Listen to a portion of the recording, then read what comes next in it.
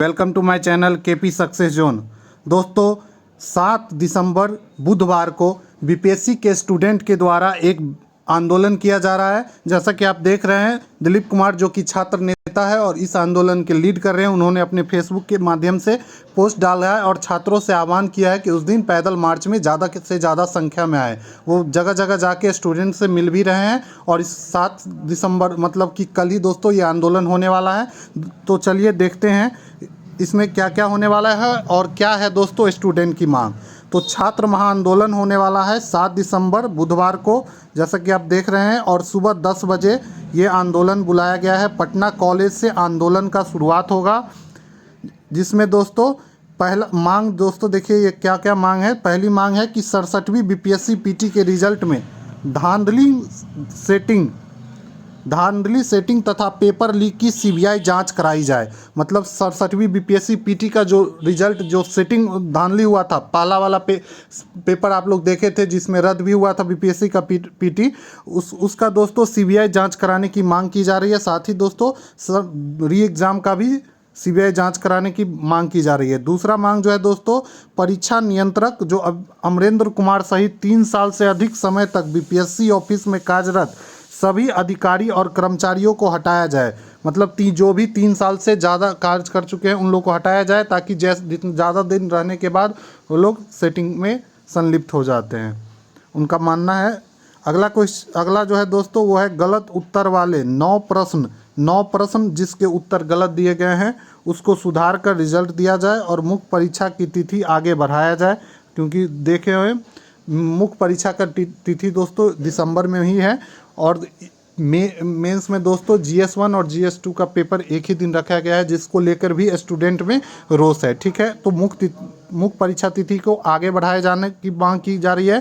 साथ ही दोस्तों 67वीं पीटी में SC और EBC कैटेगरी का रिजल्ट कम क्यों, उन्होंने ये भी बोला है कि SC और EBC कैटेगरी का रिजल्ट कम क्यों दिया गया। आप लोग देखे होंगे कि OBC का जो रिजल्ट दिया गया है वो सीट के 19 गुना दिया गया है, वहीं SC की बात करें तो 11 पॉइंट कुछ गुना दिया गया है। तो उन्होंने बोला है कि इस पर स्पष्ट करें कि क्यों कम दिया गया। साथ ही EBC कैटेगरी में भी रिजल्ट कम दिया गया है। चौथी मांग जो है दोस्तों, बीपीएससी पीटी से ई ऑप्शन को हटाया जाए। बिल्कुल ये जेन्युइन मांग है दोस्तों, चूँकि और किसी भी आयोग में इस तरीके की ई ऑप्शन का नहीं है। ठीक है, और ई ऑप्शन होने के कारण बीपीएससी क्या करती है कि हमेशा कुछ क्वेश्चन गलत बनाती है और जब भी छात्रों के द्वारा विरोध दर्ज किया जाता है तो ई आंसर मार के निकल लिया जाता है और ब्रह्मास्त्र की तरह इसको यूज किया जाता है। इससे क्या होता है, बहुत सारे जो कैंडिडेट होते हैं, जो जेन्युइन कैंडिडेट होते हैं, वो रेस से बाहर हो जाते हैं और पीटी ही क्वालिफाई नहीं कर पाते हैं।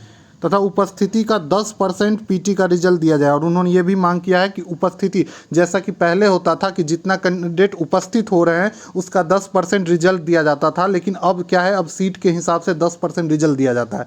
तो उन्होंने मांग किया है छात्र संघ ने कि 10वीं पीटी का रिजल्ट 10% पीटी का रिजल्ट जारी किया जाए।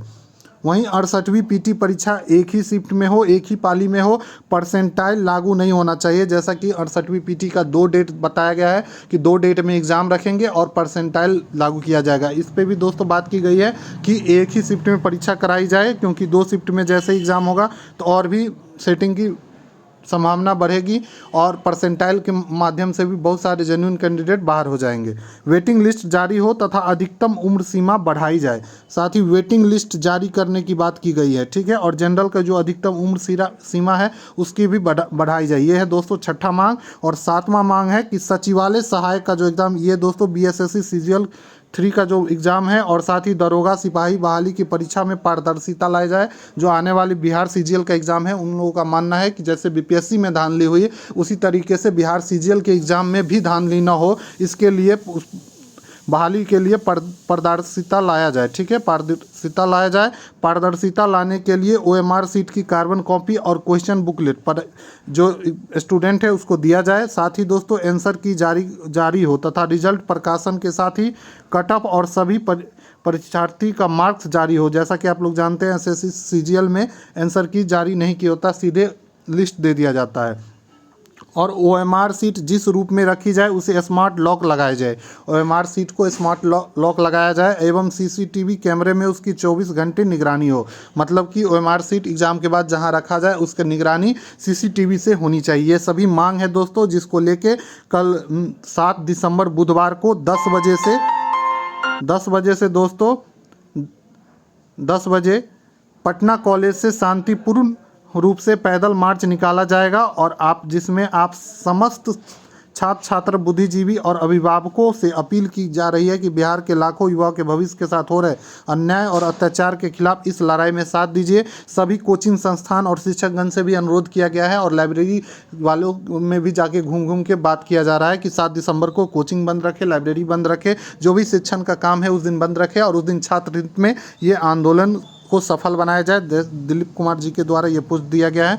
तो आप लोग का इसके बारे में क्या रिचाय है, आप लोग का इस बारे में क्या विचार है, आप लोग दोस्तों कमेंट करके बताइए और आंदोलन को सफल बनाइए, क्योंकि ये जेन्युइन मांग है। बार बार BPSC PT में धांधली हो रही है। पिछला बार भी देखे थे, पेपर लीक हुआ था और एग्ज़ाम कैंसिल करना पड़ा था। फिर से दोस्तों 8-9 क्वेश्चन में गड़बड़ी हुई है, जिसके कारण छात्र आक्रोशित है और बहुत सारे छात्र जो इसके कारण बाहर हो गए हैं। तो उन लोग भी इसके लिए प्रदर्शन कर रहे हैं।